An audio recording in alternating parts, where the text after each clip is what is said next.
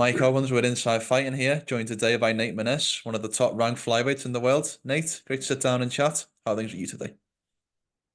Everything's going good, man.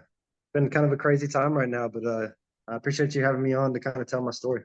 No, 100%. And for anyone who's followed your social media or seen the news, there's obviously been a little bit of an update. The UFC currently won't be re-signing you from your previous deal. Can you just maybe give us a little bit of a walkthrough of the process of how that all went down and give us your side of the story, if you will? Yeah, man.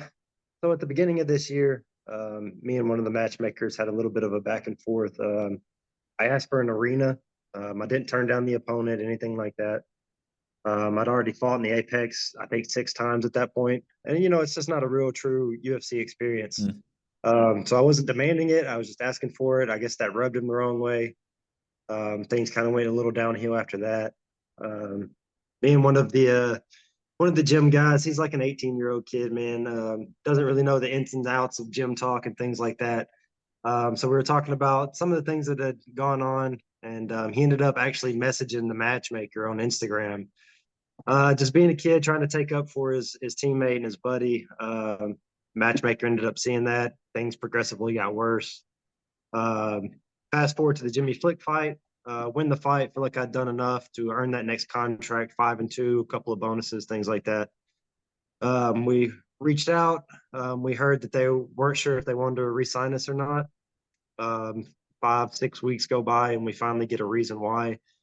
Basically said the flyweight division is compromised of exciting fighters that get finishes or at least put on exciting fights, and we don't view Nate like that, which I think is a little crazy to me. Like I said, 3 bonuses, 3 finishes. I fought some of the best guys. I fought Umar. My first cut at 25. I fought Tagir. So I feel like I'm a guy that's always said yes, a company guy that's done my part. So I just think that was kind of an excuse for, it's personal and I don't really like you. But that could just be coming from me. I might be a little Mm. biased. So the reason that there was stated from the UFC was that you weren't exciting enough. That was the reason? Yeah, that was the only reason we got. I wasn't exciting enough. And did they give you an idea, or do you feel like you have an idea of what the UFC constitutes as an exciting fighter? Did they kind of explain that? Man, no, they didn't explain anything. And if they would have told me that before the Jimmy Flick fight, hey Nate, we need to see more finishes out of you, I would have Mm, went out there and died on my shield. It'd have been me or him. mm, But as long as the win bonus, is dependent upon winning, that's half my paycheck. I yeah. provide for my family and my kid with things like that.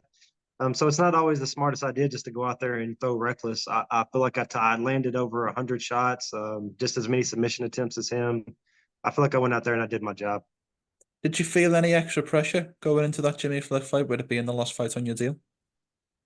Yeah, I feel like I needed a win. Mm, Outside of that, I never expected that with a win that I wouldn't get re-signed. That never really crossed my mind. Even through personal matters, I thought this was, more business than anything, and we would put personal feelings aside. mm. Yeah, I went out there and I felt like I just needed a victory, and I feel like I'd done that. And I don't know, man, I didn't get the call. So, was there any indication of maybe a short not staying ready for a short notice opportunity that could arise if a flyweight fight for a guy matched in the flyweight division falls out, or maybe even the 135-pound division where you fought before? Was there any conversation about maybe staying ready for an opportunity like that? Yeah, the door wasn't closed on it. At 125 it was, but we did reach out to Sean at 135, and we actually just asked if we could be re-signed at 135. If the 125ers don't want me, I have no problem going back up and weight. That got turned down. He didn't close the door on a short notice, so I guess that's still something that's available. Mm. But yeah, that's pretty much all the information I have on that. So what's the next step for you now, Nate? Have you been speaking with other promotions? Has your manager been kind of reaching out to other places where you could fight? What's kind of been the next step once you've heard that news from the UFC? Yeah, man, we've got quite a few offers, 3 or 4 offers right now, and we've got some more feelers out. I think I'm really closing in on a deal now. I won't speak too much on it until that deal's done. Of course. But we plan on fighting at least one more time this year, and I should be signed here in the next month. And I'll release that out there and put it out there. But yeah, we're definitely still in the game. We're still fighting, still working. I did want to say that because I did see a social media post where you said that there was a question about whether you were continuing your career. So for the Nate Maness fans watching this, can you confirm that will still be continuing your career? Oh yeah, we'll still be doing it. I'll be fighting this year. We'll have something signed here in the next month. It'll be out there. No need to worry. Well, talking about the UFC, as you mentioned, a stellar run, a couple of losses in there, but it's, you're fighting the best guys in the world, a 5-2 run. When it's all said and done, how do you reflect on your UFC career? Are you happy with how it went? Are you disappointed? Are you somewhere in between? How do you reflect on your UFC career if this is the end of that stage of your career?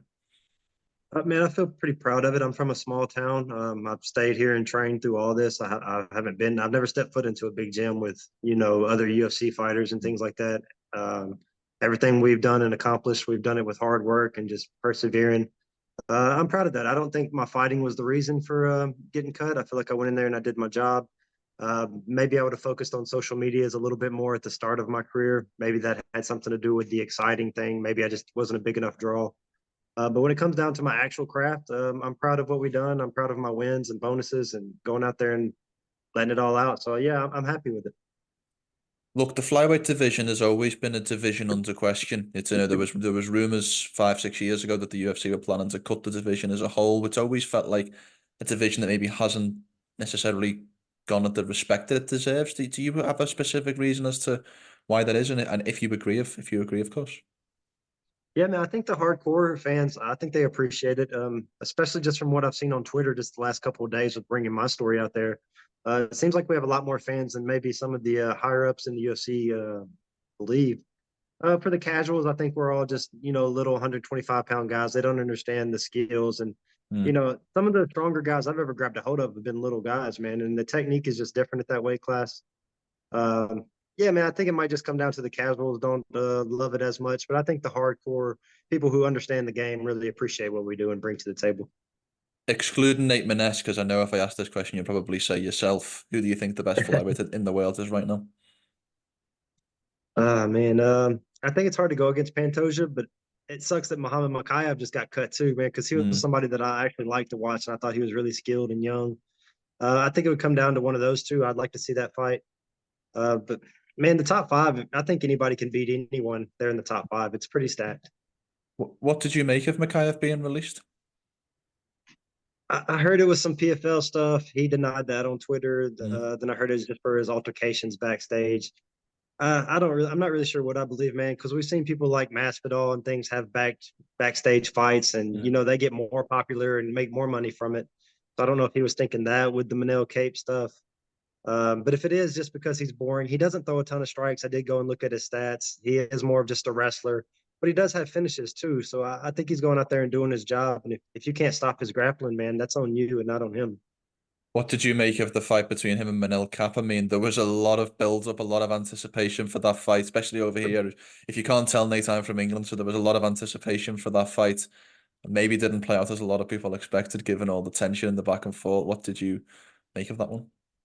Yeah, man, I thought it was a little funny. They were having to be held back in the cage. The bell rings and nobody throws a strike for the first 3 minutes. I think that made it seem worse than what it was because there was so much anticipation. Hmm. I don't think it was an absolutely terrible fight. They're trying to figure each other out and one striker, one grappler. But they built it up so much, man. You have to perform whenever you're hitting each other backstage. You're having to be separated at weigh-ins inside the cage. You got to go out there and throw down at that point. Is there a chance if Muhammad leaves the UFC, as it's being reported, is there a chance we could see yourself versus Mokaev in the future? Yeah, I definitely think so. He's a young guy. I still got a couple years left. We might end up on the same place, and I'm open to that. I think he's a great fighter. I have all the respect for him. I still want to challenge myself against the best guys, and I definitely think he fits that bill. 100%. Well, let's turn the conversation back to yourself. You've kind of alluded to it, so I don't want to put you in a difficult situation. But if it's not the UFC next, what's your ideal next move? I don't want. I'm not asking you about promotions, but where would you like to be? Let's say in your career in 12 or 18 months' time. Yeah, man. What I'm looking for right now is some kind of non-exclusive. I kind of want to bounce around, do different things, whether that be BKFC, whether that be boxing, sticking with MMA. I'd like to just go out and try some different things. Enjoy this later part of my career.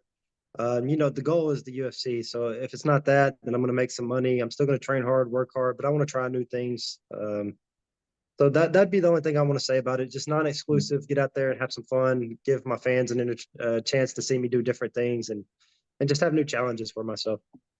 Nate, I have one more question for you before I let you go, because we see a massive fight tomorrow between Umar Nurmagomedov and Cory Sandhagen, a guy that you've spent 15 minutes in the cage with. How do you see that fight going down, and what makes Umar's skill set so difficult to deal with, given the time you spent in the cage with him? Yeah, man. Umar's tough. He wasn't super strong, but he did everything right. His technique was on point. His shots, his head position, hand fighting, everything like that while he was on top. Just a really well trained guy. I think he has 300 amateur fights or something like that, man. He's just really polished for his age. About this fight, man, I love Umar. We've had conversations after the fight. But man, Cory Sandhagen scares me. This is probably the worst fight for Umar, in my opinion. Just with his distancing, his strikes. He's a big 135 long. And Umar doesn't have any 5-round experience, at least in the UFC under the bright lights, right there in Abu Dhabi in front of his home fans and things like that. Cory's been in there with the best of the best, and he's shown that he can go 5. Can Umar wrestle him for 5? Man, I don't know. I'm leaning towards Sandhagen, to be honest with you. If you were to rank Sean O'Malley, Merab Dvalishvili, Cory Sandhagen, and Umar Nurmagomedov in terms of who you think are the best of those 4 guys at bantamweight, how would you rank those 4 names? It's hard to go against the champ. Sean O'Malley proves it all the time, man. He's got the 5-round cardio. He's like McGregor. When he performs on the big stage, he's always going to bring his best, and not everyone has that. I would go, man, it's hard with Merab. I just don't think Merab's striking's there, so I'm going to go with Sean O'Malley, Sandhagen, Umar, and then Merab, just because of the striking aspect that Merab just doesn't bring, and those other guys do. 100%. Well, Nate, it was really great to catch up with you today. I truly hope that this situation gets resolved and that you get a fight booked in the coming months. And thank you for your time this evening. Thank you, man. I appreciate you having me on.